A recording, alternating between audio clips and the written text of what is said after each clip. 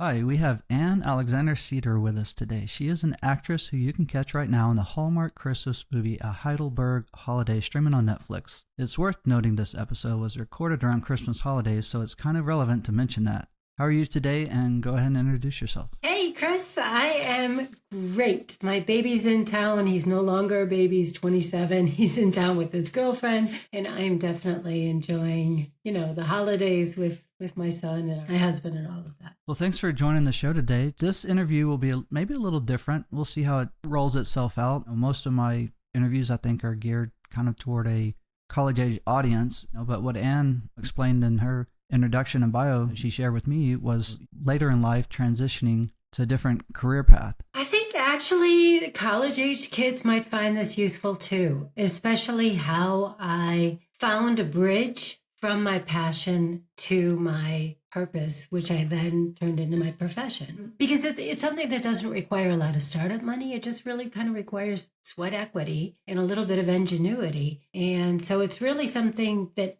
anyone can do at any point in their life. But I will be drilling down to if somebody just want to do what you do right now, what do you do? How would they get involved in it? How do they find information? Stuff like that. So, that will still be a primary part of it, but we'll have an additional dimension here that we can talk about on how you actually do the bridge, like you said. That was a good word for it. So that'll be great. You mentioned you're an actress at this point, and so that's kind of what we'll be talking about a job role. Well, actually, we don't need to. I mean, because, it's a creative career, and it's something that I think is very specific to be an actor, and not everybody wants to be an actor, but I think that there are a lot of people that want to have more creativity in their lives. And so I'm happy to do that. I do help actors. I have a program that helps actors, but I really focus on trained actors who've been in the business for at least a couple of years. So it's very, very specific.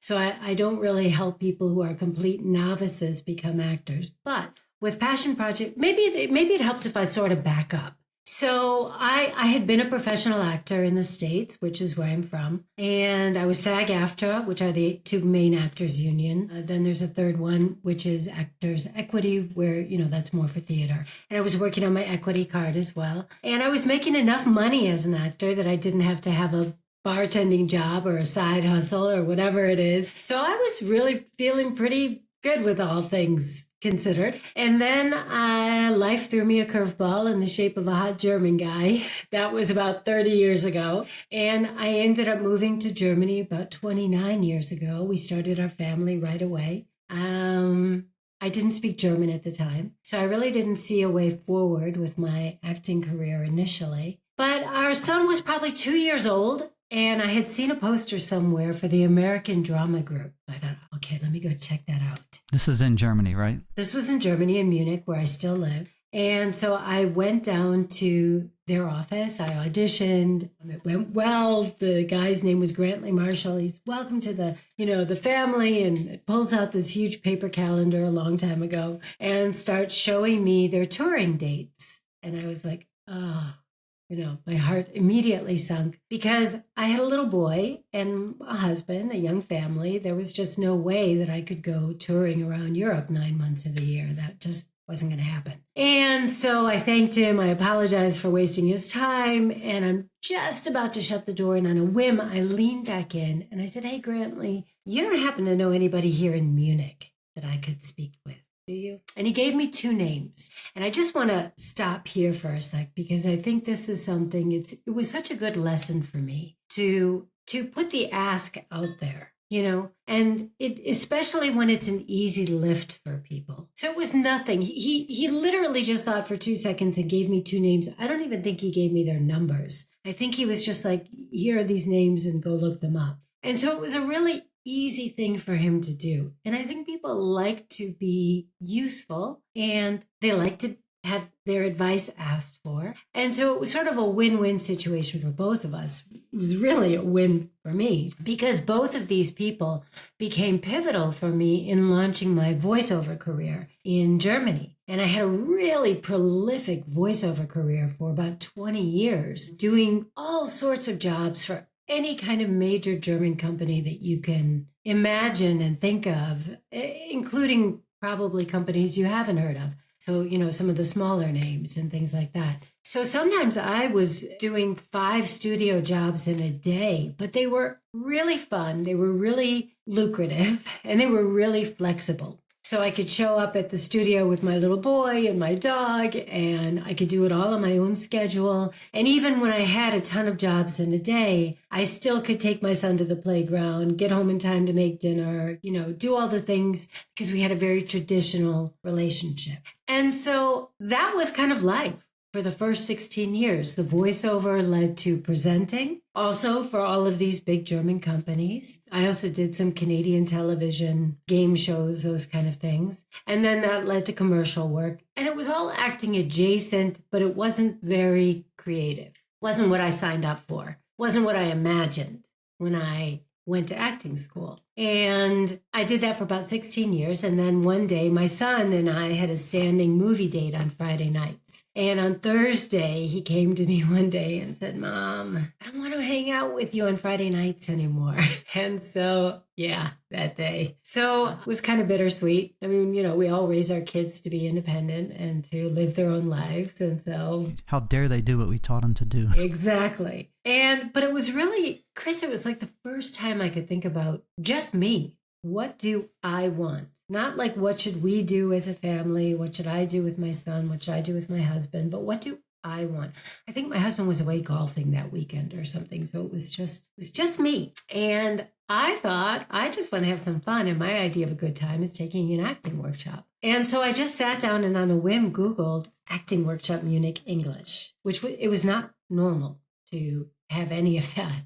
And one popped up. There was a coach out of LA teaching a workshop. There was one seat open and starting the next day. So I whipped out my credit card. I saved my spot and showed up to it the next day with my packed lunch and my full thermos. Really excited, really hopeful, a little bit nervous. And it was amazing. I often wonder what my life would have looked like had it not been amazing. But it was amazing. And what I realized was I had this pilot light burning inside of me for 16 years. And during that workshop, it just combusted and reminded me about everything that I loved about acting, except that I was rusty. Acting is like sports or like music. You have to continually make sure your instrument is tuned. Otherwise, you're not going to sound very good or look very good when you're playing. My first thing was like, wow, I really want to get back into acting. But first things first, I need to get over being rusty. So that was my first challenge. And I find that the solution you will often find within the problem itself. So my problem was I was rusty. So the solution was to get training. So then the next problem was, well, I wanted the training to be in English because I didn't want to add that extra layer of having to act and react in a foreign language, in something that wasn't my tongue. I just wanted to be able to spontaneously react. And I could go to London, New York, LA, and get the training that I wanted from these amazing instructors that I wanted to work with. But that obviously would have been cost prohibitive. So it would have limited me to 1 or 2 times a year and time prohibitive. So that presented the second kind of opportunity, which was, okay, how can I get the training here in Munich? And that's when I started reaching out to these amazing coaches that I wanted to work with and just feeling it out. Would you be open to coming to Munich? How can we make this happen? And I knew I only needed a handful of other actors to make it viable because my original intention was just to get the training at the same price that I would pay in Munich. But what ended up really quickly happening was I got amazing training for free. I was building a community, and this is before community, the word, like the idea of community. This was, 13, 14 years ago. It was not a thing like it is today. So I didn't realize how important that would be when I actually launched my career, having a group of other people who were on this journey with me, who were already involved with acting, and how important that support is and having those people around you when you're starting something new. And lastly, I was also earning like 1,000 to 2,000 euros per workshop. So I was doing that once to twice a month, bringing in coaches to Munich. And then I was organizing workshops in between for whoever had taken those big workshops, I called them. I was organizing little workshops around that so that we could practice whatever we had learned in the big workshop. So I did that for about 1.5 years until I felt like I was ready. And because I was so kind of myopic about the whole thing, I was only interested in getting the training, getting to a point where I had my confidence back and I felt strong in my skills again. And then it was like, okay, done with that. That served its purpose. And now I'm ready to launch my career. And that's what I did. And it was very interesting because now in retrospect, I see how useful this bridge was to getting the skills I needed, which is why I'm starting a whole new program around it called Passion Project to Pro. But maybe I'll sort of stop there because I saw you writing a lot. And so maybe you have some questions. One's a technical question. Equity card. What is that for a listener who might be listening and not know what that means? You mentioned that early on. Yeah, as I mentioned, there are 3 actors unions: SAG, which is Screen Actors Guild; AFTRA, which is American Federation of Television and Radio; and the Equity, which is theater. That's all. Is that a website or a network name? It's an actual union, like the Teamsters or whatever. Where did you start before Germany? Because you were in Germany when kind of this bridge started manifesting. Yes. And before you met the hot German guy, like, where did you start your career journey that eventually moved around, but kind of where did that start off in your life at? So I had a very traditional theater training. Back then, we're talking, oh God, almost 40 years ago now. So, I mean, it was a long time ago. And the training for an actor was pretty much based in the theater. So it was like how to walk across stage, how to project your voice, how to speak from the mask, how to breathe, how to do all of these kinds of things, we did a lot of very classical things: Shakespeare, Moliere, Marlowe, the American classics, Tennessee Williams, Edward Albee, those kind of things. When I finished that, the school that I was at used to bring in instructors from RADA, which is the Royal Academy of Dramatic Arts in London. A bunch of us, when we finished our studies in Chicago, we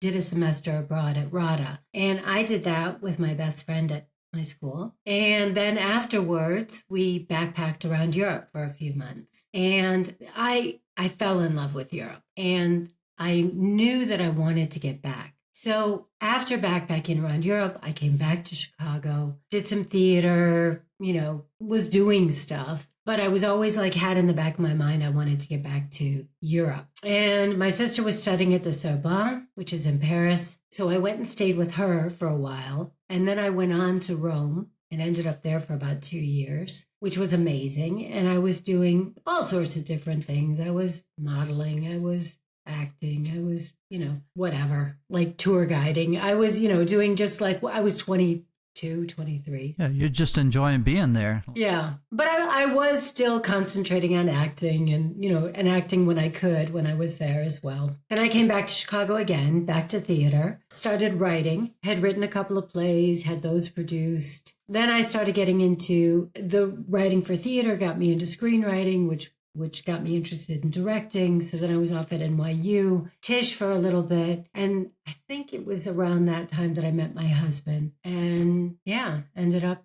here. Yeah, that's what I was looking for. So it sounds like you've had this kind of, as life has moved through, you've had a parallel path that's flowed with it, and that always a little bit associated to some degree at some level with acting, theater, screenplay. You mentioned voiceover. You've really been in the industry throughout your career. It's just kind of what you did in the industry along the way that's moved around a little bit into where you are today. I've been acting professionally since I was probably 22. I started studying when I was about 17, 18. And it's always been how I self-identify is as an actor. Yeah. No, and that sounds legit too. So bring some credibility to it. You mentioned on your workshop setup that you had started where you started reaching out to people to bring in some coaches. At first, I took it as these people were just like, yeah, I'll come take a trip. Or you might have even paid them to come over. But it sounds like, because you mentioned at one point you were making €1,000 or more on some of these workshops. So was this something you actually like a structure you set up where you brought people in and people signed up for the workshop? Yes, I was bringing people in from London, from New York, from LA. I have this whole system now because I've been doing it for years where I would structure in the price. I knew exactly how many participants I needed to cover my costs, how many participants I needed to make a profit. And as I said, initially my goal was just to get the training. So all I wanted was to get close to covering my costs, because even if I didn't entirely cover my costs, then I would just be paying what I would pay to go to that workshop if they were already in Munich. But that's very ingenious. You brought them to you, still got what you wanted out of it, accomplished your goals of staying around with your family, and somehow figured out a way to make money off of it too. So that's actually very ingenious. So. Yeah. And this is why I say it's something that, I think that anybody could do it. I think college kids can do this too. I truly believe that your passion, your curiosity, because not everybody has a burning passion, but most people have curiosities. My son didn't have a burning passion. And so I always used to say to him, honey, follow your curiosity, because your curiosity is going to get you on the road to somewhere. And you may find your passion along the way. And he has. He's super into outdoor things. He loves nature. He loves hikes. He loves survivalism. He loves all that kind of stuff. And so that has become his passion. But he wouldn't have known it if he hadn't followed his curiosity. So I truly believe that your curiosity, your passion, whatever you want to call it, is your key to finding your purpose on this planet, in this life. Yeah, and I like the way you phrased that. One question I like to ask people is, how did you know this is what you wanted to do? You've answered it already, but people struggle, I think, with that of how do I know this is what I want to do? But I think that's a great way to describe it is some people do have a burning passion. Like I always knew what I wanted to do. Once I started going into high school, on into college, I never questioned it, never struggled, and I've always enjoyed it my whole career. But then other people don't have that burning passion, but the curiosity is there for different things. And so, yeah, telling them to, what are your curiosities? That's another way they can figure out, well, then what do I want to do? Well, like you said, it's not that you don't have to have a burning passion, but what are you curious about? Like start self-reflecting on those things, and that could lead to something. Even more than reflecting, like get on the road, like start moving towards it. I know this is geared towards college kids, so they're doing a lot of studying, which is great. Don't stop your studying, but it's the actual doing. Like start messy, especially when we're talking about living. So I help people turn what they love into what they do without having to be an expert, an influencer, or a coach. And the only way to do that is by starting messy. Yes, I give people a structure. I hold their hands. I literally will walk them through all of the steps of everything that I learned about creating these events around your event, around your curiosity, around your passion. But it's the action that creates the confidence. So actually taking the action, not preparing to take it. Yeah, and I can kind of relate to that because the podcast, me getting started, was a little hesitant. You see all the shiny, polished things, and it's like, I'm never going to get there, though, if I don't just start doing something and figure out what was and doesn't work along the way. Exactly. Yeah, I would say messy was a good way to describe the beginning. I've changed several things since then, but I never would have known it if I would have just kept watching YouTube videos on how to do a podcast and what equipment do you need, things like that. You don't know until you do it. So yeah, great advice there on doing. So true. Yeah, I always say imperfect action is better than, no action. If you're waiting to get that A+ before you even start, you have to think of everything in life is a question of, I don't want to say trial and error, because I don't really believe so much in errors. I believe we learn, right? That was like you tried something and okay, maybe it didn't work. So you learned not to do it that way. I think it was Thomas Edison he didn't call them failures. He was like, I learned 1,072 times how not to do it before I figured out how to do it. So if we were to kind of move on through the interview, like how would you describe your role that you would like to speak to today if you were to break it down from somebody doing stuff? But if you were to say, if somebody wanted to do what I do, would you focus more on the actress, or would you focus more on the business model that you've set up and coaching? We are all multifaceted diamonds. Nobody is just one thing. And I'm no exception. So I'm an actor. I'm an entrepreneur. I'm a coach. I'm a mom. I'm a wife. I'm a dog mom. No, that's perfect. That is perfect, because it doesn't have to be a one-word answer. I'm not looking for like what is the one-word answer. It's you're all of these, and how do you blend that? So then it becomes, okay, that's great. So we have all those roles, and then how do you blend all that together? So if I kind of went through, like if somebody wanted to, they find this interview really interesting and they want to consider something like this and kind of shape, maybe they've had ideas about something similar and that resonated with them, and they find themselves relating to you a lot and everything they've heard that you just described. How would you say your last few weeks, holidays aside, let's maybe step outside of the holidays, but what would you say your lifestyle is like then on a day-to-day basis? How much time do you spend between all of these, if you were to kind of break it down a little bit for someone listening to get some insight? And if I wanted to do that, this is what I should be prepared for. More time here, more time there. An actor's life is not like a CPA's life. We don't have a set schedule unless you're on a show, and then you have a set schedule. Even then, though, that changes week to week. I get an audition. Sometimes I get a bunch of auditions in a week. Sometimes I don't get any auditions in a week. Sometimes I get booked off those auditions, and then I'm off shooting. So that's what the life of an actor looks like. The life of a coach. So I have a program that I have running right now called Get Better Roles. And that's for actors who are trained and who have been in the business for at least a couple of years, but feel like even though they've been doing all the right things, they may have an agent, the casting directors know them, they are sending out their quarterly blast to the casting directors to let them know they're still alive. They're still not getting the roles that they deserve, that they feel they're ready for. So I help them with the business of being an actor. I think I'm lucky in a sense that my brain really I'm really kind of half and half. I have a very entrepreneurial brain, and I also have a really creative brain. I think in both of those directions.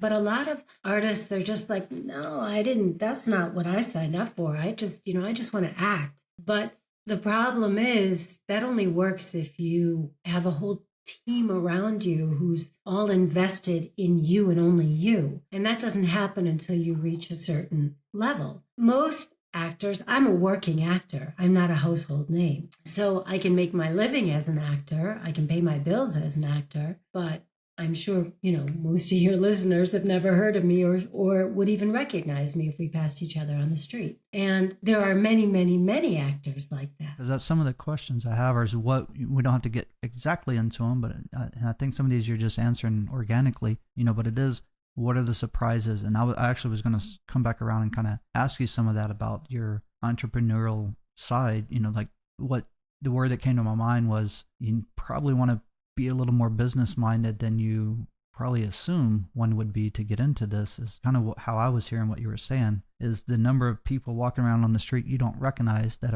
are pursuing their passion and they're having a good lifestyle. Not everybody is a starving working bartending in Hollywood.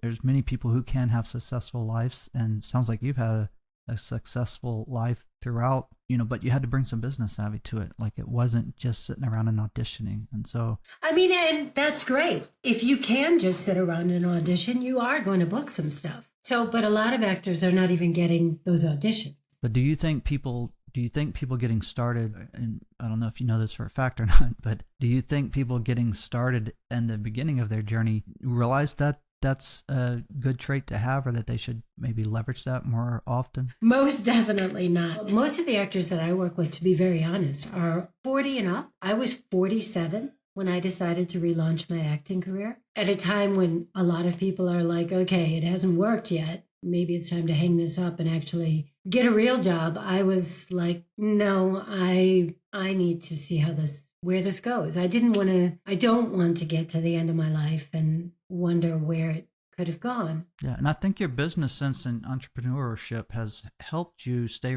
related to it and be happy this whole time in a field that you're enjoying what you're doing. But it's that side of the entrepreneur side of you that has helped this keep going so that you could jump back in at this point. I am really adaptable. This is how I've been able to live in different countries, living in Italy. I lived in the south of France. I lived in Paris for a while. I lived in London, lived in Germany, LA, New York, Chicago, Detroit. I am adaptable. That probably just comes from bouncing back and forth between my parents as a kid and always changing schools and things like that. And also, I don't like to be told no. I am going to figure out a way. And I don't like to be dependent. So yes, my husband he makes more money than I do. I would never want to be 100% dependent on anybody. I like to know that I'm here because I want to be here and not because I need to be here. Like when I first moved to Germany, it was like, okay, I didn't have a work permit or anything, but I immediately started putting up notices teaching kids English, teaching kids theater, just English through theater, doing theater games and like trying to what can I do to take the skills that I have and the things that I enjoy and find a way to get what I need out of that. And I think I've always been pretty good at finding that, which is how I was able to get into voiceover, which led to presenting, which led to commercials, which eventually led back to acting. And yeah, I think it's important to kind of stay light on your feet. But your question was, how do creative people, and it's not just actors, because artists, musicians, writers, it's all kind of in the same bag. True. How do you make a living at a lot of these creative endeavors? And a lot of the misconceptions around creative endeavors. And one of them is that I was certainly sold as a young theater student, young acting student, was that you needed to suffer for your art. And there's a lot of people who still believe that if you're not suffering, you don't really want it bad enough and things like that. And I don't think that that's useful. So I think that that's a big misconception. I think that it's important to find a way to sustain yourself, to create income in a way that supports your career so that you can be free. Because, when we're worried about our existential life, right? How are we going to pay our rent? How are we going to put food on the table? That doesn't leave a lot of room for creativity. I'm sure you're familiar with Maslow's pyramid. It's Maslow's hierarchy of need. And it starts with, we all as human beings, we have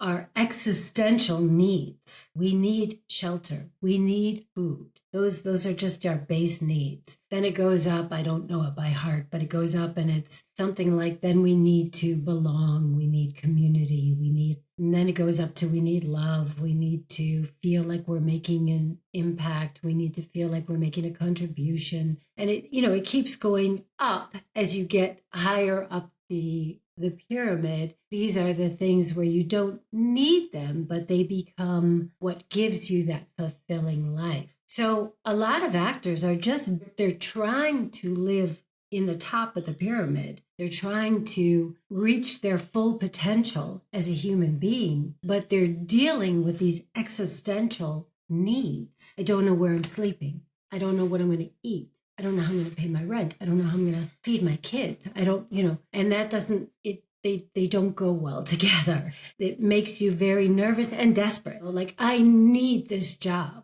right? And people can smell that. It's not attractive. So anything that an artist can do and a creative person can do to alleviate that desperation is good. And that's why I've used these workshops, these events, because sometimes they're online, sometimes they're seminars, sometimes they're workshops, sometimes they're retreats. So I'll just call them events, sort of like as a blanket thing for them for different things. Initially, I just used the events to get the training I needed. But then later on, as I relaunched my career and I started to notice there were many things that I didn't know about the business of being an actor. And, I wanted to get more and more control over my career. And there were different things that I did to do that. One of them was producing short films. And that's expensive. Filmmaking is expensive. So I was just like, how can I just get some extra money to produce these films? And then I would host a few events, whatever they were.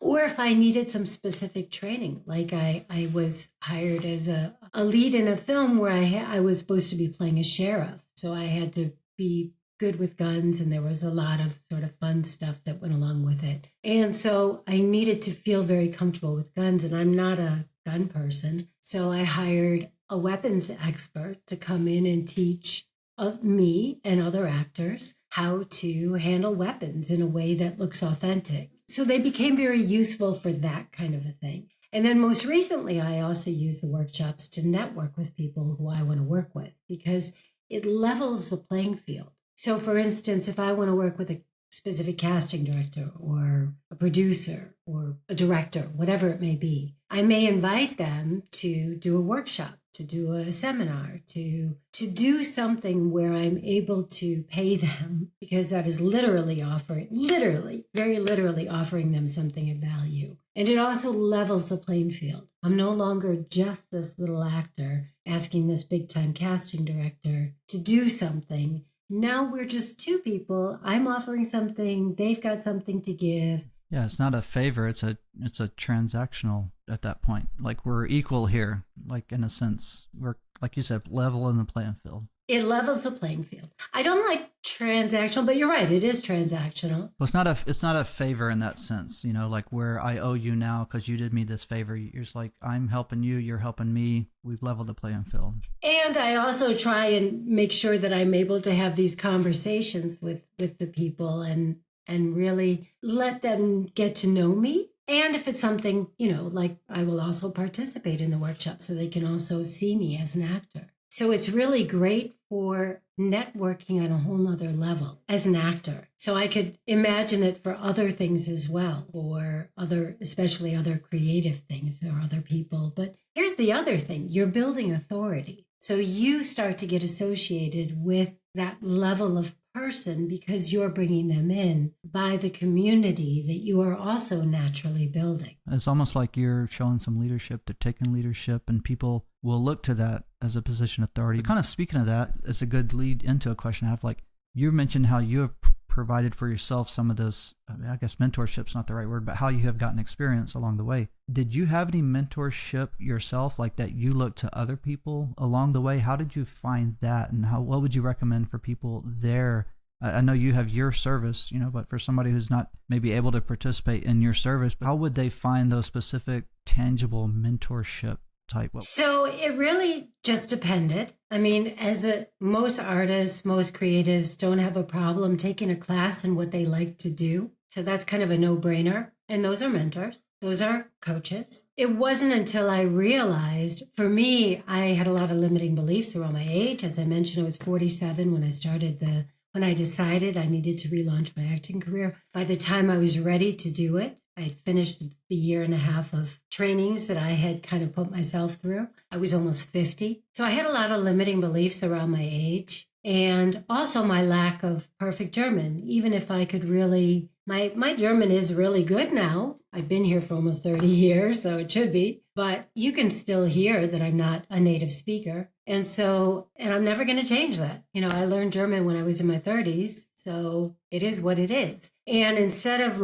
initially, I think I was really trying to fight my age, fight my accent. And it's a losing battle. These were two things I can't change. And so I realized that I needed to get over these limiting beliefs. At that point, I decided to become a life and career coach, initially just to help myself. But what it was so interesting about it was it made me realize that if I could just adopt somebody else's framework and strategies, then I could condense my timeline. And that really kind of opened my eyes. It was like, what else don't I know? And that really set me on this odyssey of I don't know anything about the business of being an actor. It is just a business. So let me get a business coach. Let me get a branding coach. Let me get a marketing and networking. And I've had coaching in all of those areas. And I still have business mentors that help me with my business, with with Act Bold. Yes, I'm like a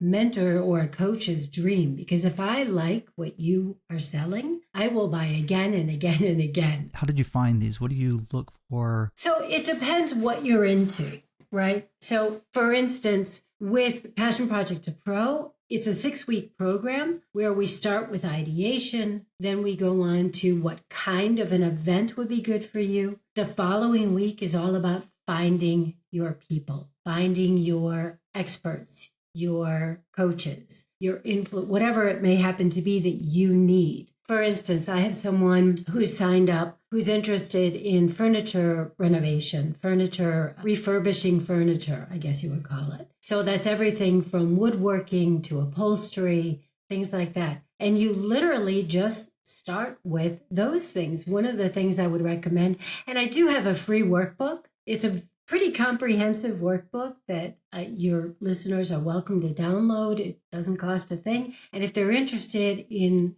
learning how to do these things for themselves, it will certainly get them started. They can find that at actboldtraining.com/P as in passion, the number 2. So small p, number 2. Yeah, and just for the listeners, I'll put this on the web. We'll have a web page for this interview specifically, so listeners can go to that web page and find this information too. Yeah, so depending on what your thing is, right? For someone who's interested in reupholstery, furniture refurbishing, start on Facebook, start on Instagram, start on Reddit, start where you hang out.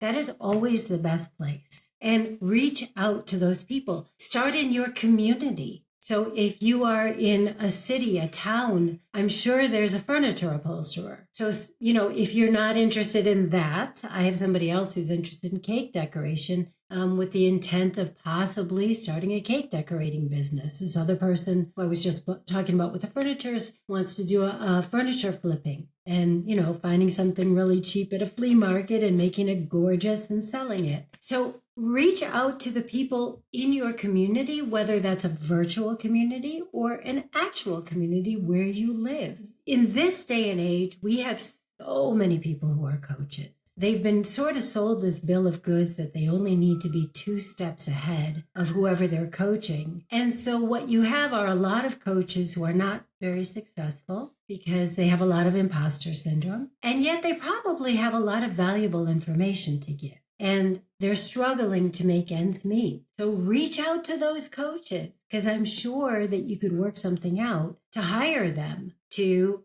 do a workshop with you, to do an event, to do a seminar, to do a supper, to do a hike, whatever your thing is. And that's kind of the beauty of this. And what I love about Passion Project to Pro is I'm bringing all of these people together.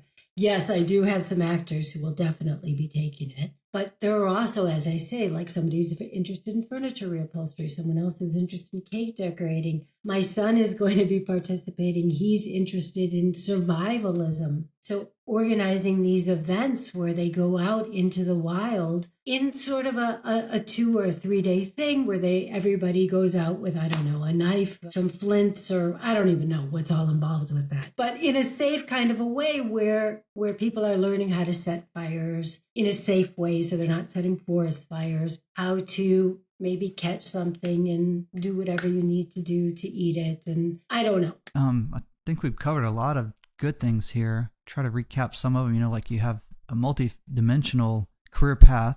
You talked about how you got started, mentorship along the way, what you do right now, how you supported your passion throughout it, and also, how you found mentorship and what you'd recommend for others to do. By the way, I interviewed recently a kind of a career coach as part of this interview series, and she's the one that turned me on to go look on Facebook for Find a Guest podcast groups. And I'd been doing this for like a year, and it's kind of like it made so much sense when she said it, but if somebody hadn't like actually spoke it to me, I was struggling at that point with looking for how to find guests. I'd run out of my list of friends and family and second connections, and it was that kind of networking that led me to you, was just going out and finding a Facebook community group that's got a similar interest. And if you follow someone, like whatever you're interested in, obviously this is not for people who won't need a higher degree, but there are so many things that people can do that don't need a higher degree that you can actually make a decent living on. We all have people that we follow on Instagram, on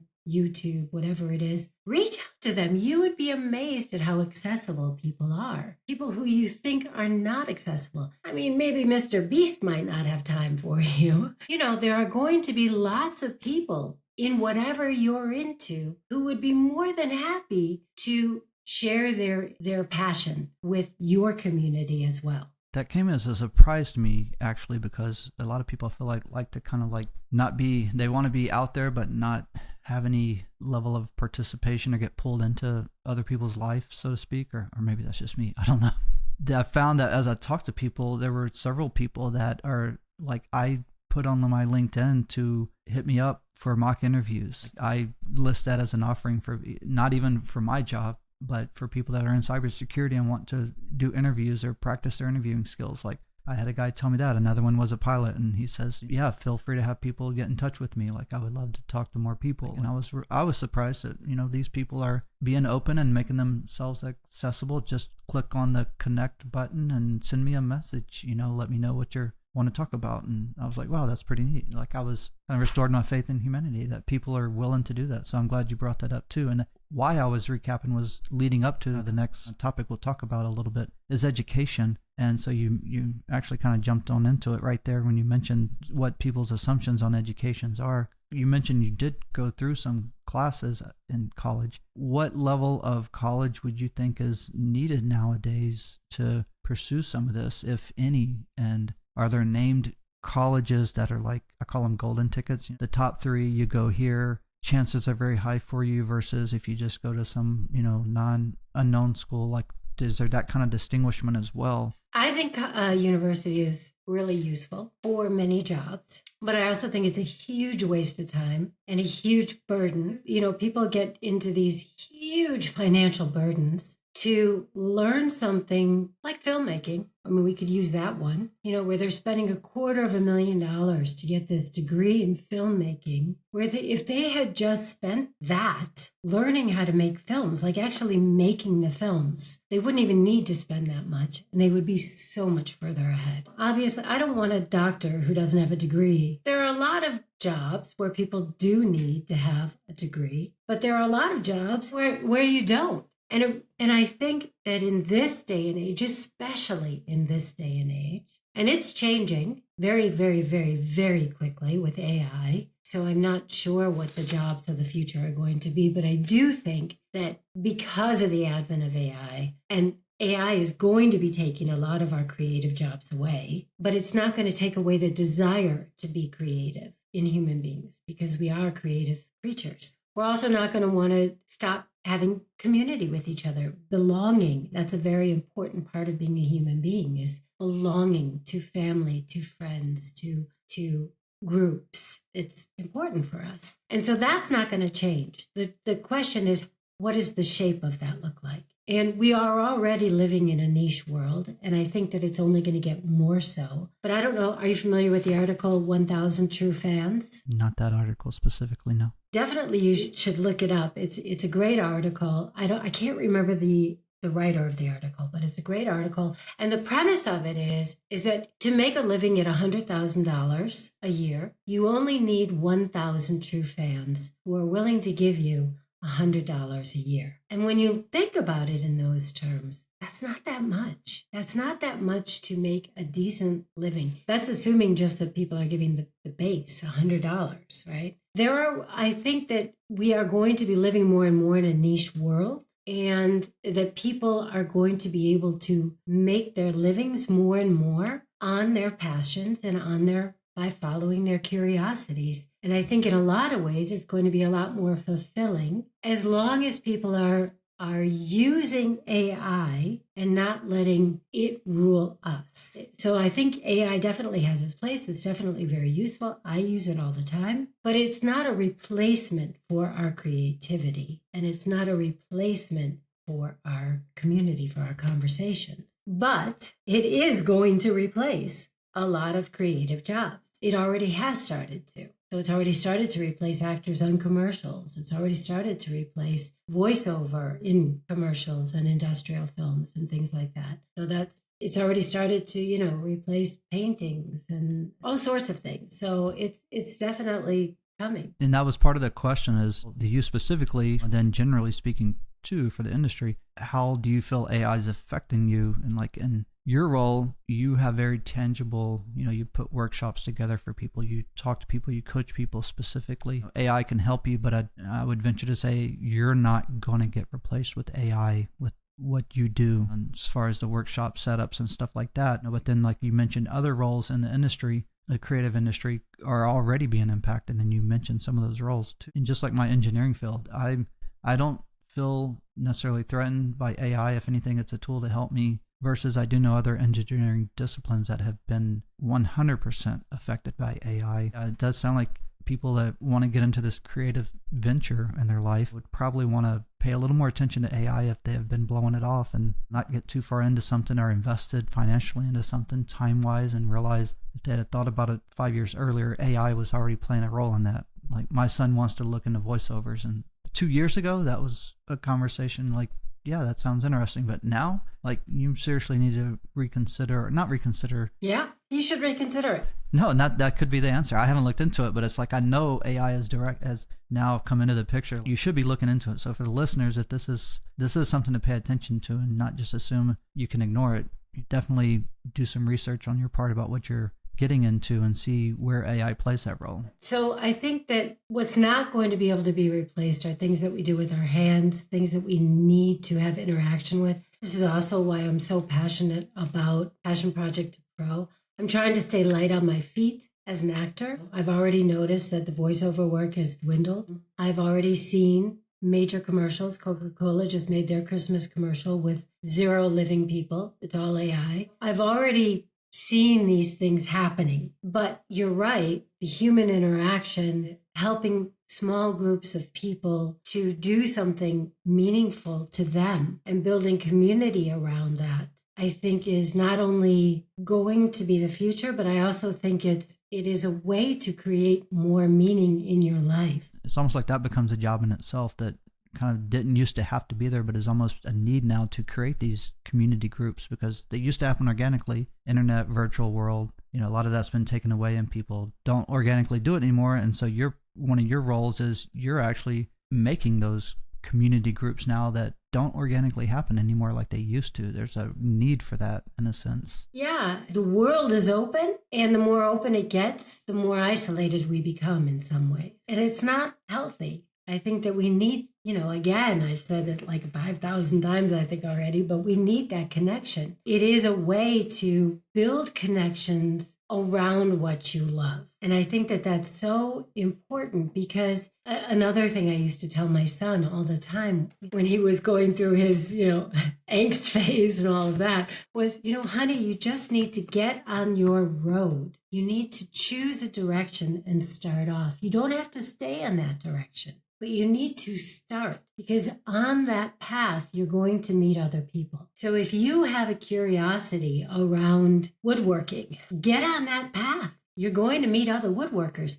That may lead you in a whole nother direction. It may lead you to lacquering furniture or building instruments. I don't know, but you won't know either until you get on that road. And it may be something that's very broad in the beginning. I just like working with my hands. I don't know what that means. Some people come to me with a very specific idea of what they want to do. Yes, I have a passion around knitting. I have a passion around yoga. I have a passion around self-help. And these are all things that you can create events, retreats, workshops, seminars, all of these things around. But some people come and they're like, I don't know, and I think that that's a very valid thing. And I think especially a lot of young people today really struggle because we're told we need to have a passion. You're supposed to have a passion. And then they feel like they're inadequate or something because they're not mega passionate about something. And I think, again, it goes back to follow that curiosity, but I also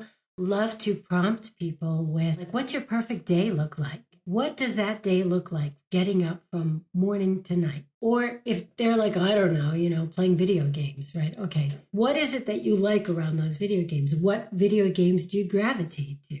Or let's take it back. Like, what was a class that you really enjoyed in school? Maybe there was a game. Is there a game that you really enjoy playing? Is there an activity that you really like to do? Is it outside? Is it walking? Is it playing a sport? Is it, is it painting? What is it that if you could just do nothing else and get paid to do it, what would you want to do? Because there is a way to get paid to do it. It may not mean you are the expert at it. It may just mean that you are the organizer of the experts, the curator of the experts, and you're learning alongside them. So I'm glad you brought up the word paid. We've talked about making an income, but you have a wide breadth there. So normally if I'm talking to a lawyer or a engineer, I can kind of specifically ask them some questions about ramp up time, schools that help you have a more lucrative lifestyle. So I'm not sure how to phrase the questions here, but I would somehow like to kind of touch on the income. Of what? Being an actor? Well, that's what I'm wondering, like, because you kind of had some different roles here. I mean, as an actor, you can make nothing all the way on up to hundreds of millions of dollars. So, I mean, and there's a wide span in between there. Most actors, I think, like if you're earning $50,000 to $100,000 a year, you're doing okay as an actor. Would you say that a lot of actors that people may not know their names are able to have that kind of lifestyle? Or is it the top 1% of the people are these multimillionaires, and then maybe 1% make nothing and 98% of the people make this comfortable lifestyle? Or is it more like only 10% have a comfortable lifestyle? Yeah. And 80% don't, and 10% are millionaires? Yeah, it's probably like that. 2% are making amazing money, millions of dollars per film, per series. Then another 10% are making a decent living, anywhere between $50 to $1 million a year, whatever. And then the rest are not. And you said only like 10% of people probably in that bracket. It's kind of okay. No, that's helpful, because that brings more importance back to the having some entrepreneurial. For sure. It's super important to find another way to support yourself. For me, I'm so passionate about Passion Project to Pro. But it is a way to support your acting career while you support your acting career. We have to pay for training. We have to pay for actors' work photo shoots. That's another thing. You could easily organize a photo shoot with one photographer, pay him for the day, and get 3 different looks with 5 other actors. And then you're paying for the photographer, you're paying for a makeup artist, you're paying for the studio. Everybody's chipping into that. We are all creative. I do truly believe that we are all creative human beings, just to varying degrees. And using that creativity to think outside the box. Like, think about, what do I need and how can I get this? Because most people stop at, I can't get it because I don't have the money. Or I can't get it because I don't have the time. Or I can't get it because it's too far. Stop looking at the roadblocks and start thinking, what can I do? How can I do? And I'm okay with you mentioning Passion Project to Pro, because I think that's kind of the theme of this particular episode, is not so much what you do specifically, but the amount of information you have brought into this episode for somebody listening to reconsider their approach to things if it's not working out like they expected. That's not a roadblock. That's not the end of the road. So I do think the Passion Project to Pro, just keep reiterating that over and over, and what that means and how that can manifest itself in different ways is actually very pivotal here. So yeah, it's fine if you mention it, because I don't know how else to kind of like describe the show. Well, I don't mean to do the shameless plug all the time, but this is why I also offer the free workbook. Yes, obviously, I would love your listeners to reach out to me, and I would love to guide them through getting their first workshop launched, because that's what the program is. I take them from ideation. The next week, we're looking for finding their experts, their coaches. The following week, we're figuring out their costs and all of that. Following week, we're finding the participants, all the way up to week 5, where they are launching their event. Then there's a 2-week hiatus in between to give everybody time to launch their event. And then we come back in week 6 and we do a debrief. What went well? What would you like to do differently next time? So it's literally taking them through, giving them all of my templates for the finances, for the emails, for the marketing, all of that stuff. So they're literally, by the end of it, they will have earned back their money for the program. And more importantly, they'll have the confidence because they will have done it. Because I think that's the biggest roadblock for so many people, is they don't see the end. They don't see the finished product. And it's so important sometimes to just have someone say, here, just take my hand and I'm going to show you how to do this. And then once you've done it, you've done it. Now you know. In any case, I always offer through Get Better Walls and also through Passion Project to Pro. Once you're in, you're in. Once you've paid your investment to join the program, but you're always welcome to come back without an extra fee and be a part of the community and get questions answered. Who knows? Maybe you're going from online to a retreat or something and you have questions around that. I think that kind of wraps up most. The last section is there anything that you would do differently? So for me, and I thought when I was young that like grown-ups had it all figured out and they weren't afraid to do stuff. And what I realized is now that I'm a full-fledged grown up here, is fear doesn't go away. Fear will accompany you everywhere in life, and it shows up sounding like logic. It's like, ooh, now is not the right time to do that because of X, Y, and Z. Or, that I would do that, but I just don't have the finances to take that trip, to invest in that program, to get what I need, whatever it is, right? There are sort of these main 8 kind of blind spots that people have. But the thing is, it always shows up sounding like logic. And it's really there. It's that limbic part of your brain that's trying to keep you in your comfort zone. It's not a bad thing. Think of it like a helicopter mom. It's just trying to keep you safe. And safe is what it knows. But I can tell you, all of your big dreams, and we all have them, they're not inside your comfort zone. So you must begin to take those small steps to expand the boundaries of your comfort zone every day. And then what scared you yesterday will now lie behind you. And sure, new things are going to come up, but as I've said kind of throughout this, it's the action, the doing that actually builds the confidence. So whereas I used to let fear get in front of me and maybe bullying me into not doing the things that I wanted to do, now I say, okay, you are welcome to stand beside me, but you are no longer going to